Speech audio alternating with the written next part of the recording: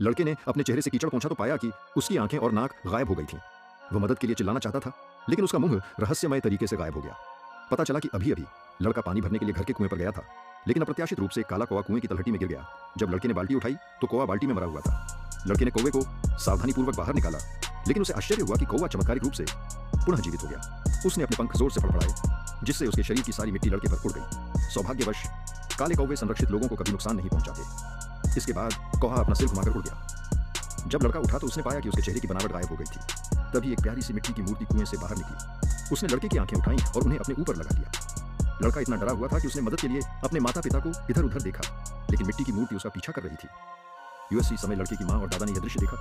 दादाजी ने बंदूक उठाई और दुश्मन पर निशाना साधा और मिट्टी की मूर्ति तुरंत 5 टुकड़ों में फट गई। माँ ने लड़के को उठाकर अपने पति को सौंप दिया और उन्हें घर में बंद कर दिया। हालांकि 3 सेकंड से भी कम समय में मिट्टी की छोटी मूर्ति फिर से जुड़ गई। माँ ने माचे को उठाया और मिट्टी की मूर्ति के पास आने का इंतजार किया, फिर उसे घुमाने लगी।